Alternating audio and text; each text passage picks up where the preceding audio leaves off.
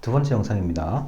자, 앞선 인성론은 제가 말한 게 0.01% 정도의 얘기입니다. 원래 교육학에서는 평생을 두고 연구를 해야 되는 게 이제 인성론인데, 뭐, 우리가 지금 그럴 것까지는 아니라서 그 정도만 말씀을 드리고, 자, 379쪽에 이제 인간의 유형인데요.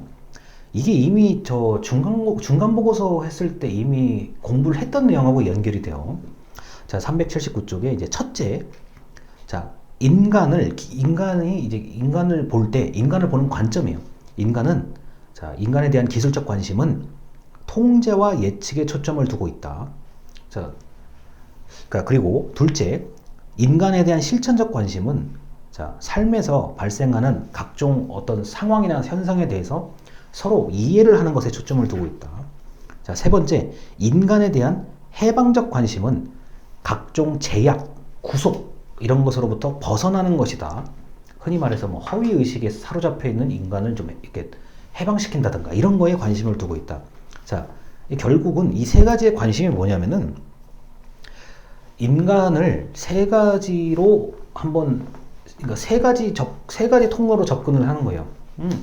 인간은 통제와 예측이 가능하다. 기술적 접근. 자, 인간은 자, 상호 이해, 실천적 접근. 인간은 그 왜곡된 구조에서 벗어나게끔 한다. 해방적 접근이라고 할 수가 있습니다.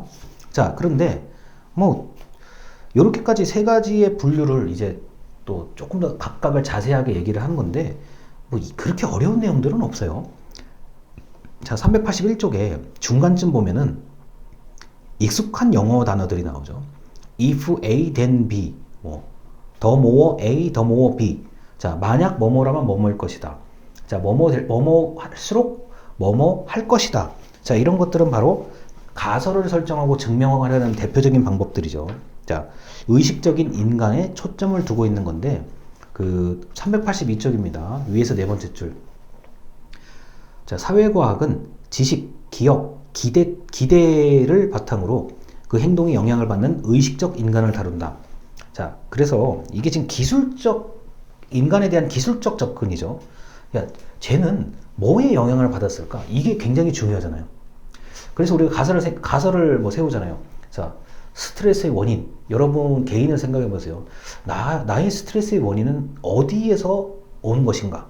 용돈이 없다. 큰 스트레스죠. 뭐 예를 들어서 나는 뭐 헤어졌다. 뭐 연인하고 헤어졌다. 이 큰 스트레스죠. 자, 이런 식으로 어디에 영향을 받는 것인가? A는 B다. 인과관계를 이제 찾으려고 하는 거. 이게 하나의 방법이죠. 이미 많은 연구들이 이런 식으로 인간의 행동을 찾으려고 하는 거죠. 자, 그리고 만약에 이렇다고 한다면, 자, 이 개념에 따르면, 이 기술적 관심에 따른 인간 탐구를 한다고 하면, 자, 384쪽이요. 위에서 세 번째 줄입니다. 조직의 목표에 개인의 판단을 맞추도록 환경을 제공한다. 자, 나중에 공무원 되실 분들은 이걸 많이 느낄 겁니다. 나의 목표가 아니라 조직의 목표에 내 목표를 맞추도록 설계를 하죠. 대기업도 마찬가지, 중소기업도 마찬가지입니다.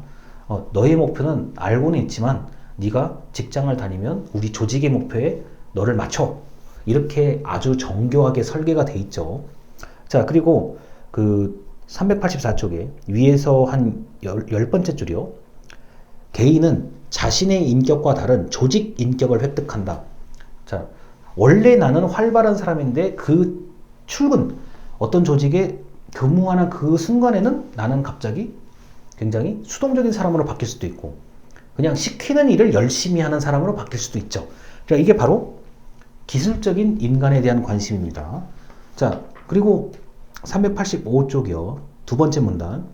자, 도구적이라고 규정할 수 있다. 여기서 말하는 도구적이라는 것은 조직의 목표를 이루는데 적합한 행동을 하는 것이라는 거죠.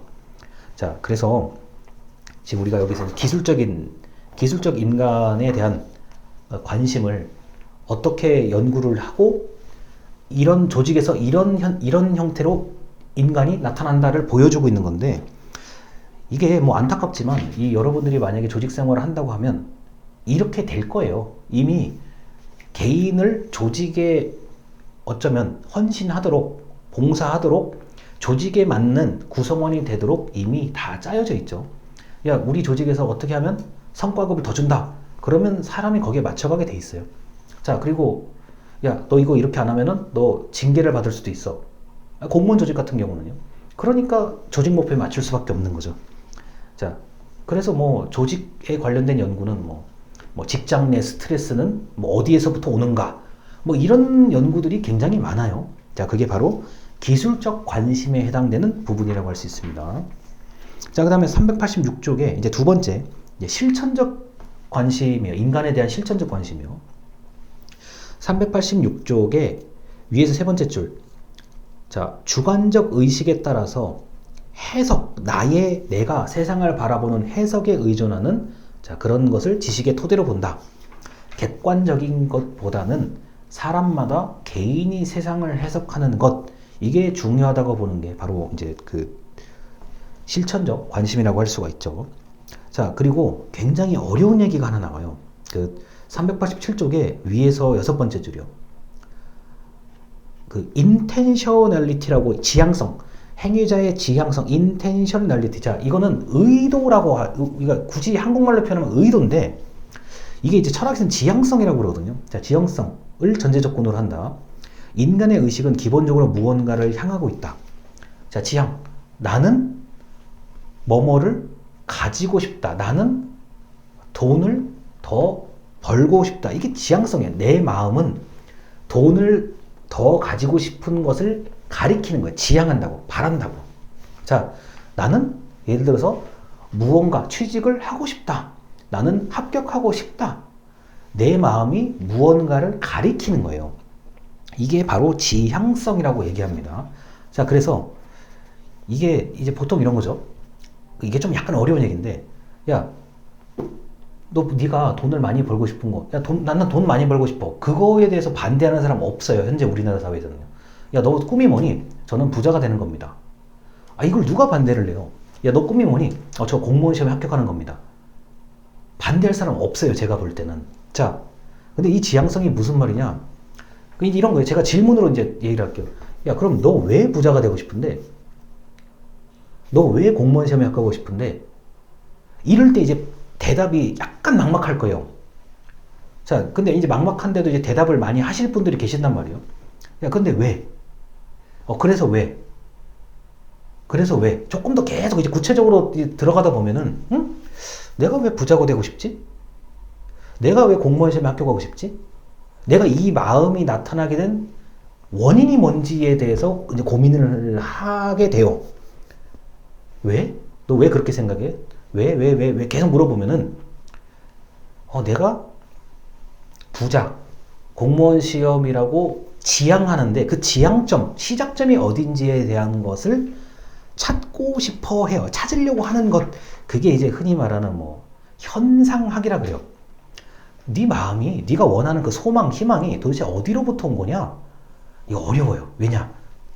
관찰이 안 되는 걸 가지고 얘기하려고 하니까 어려운 거예요. 자, 그래서 이거를 우리 철학에서는 현상학이라 그럽니다.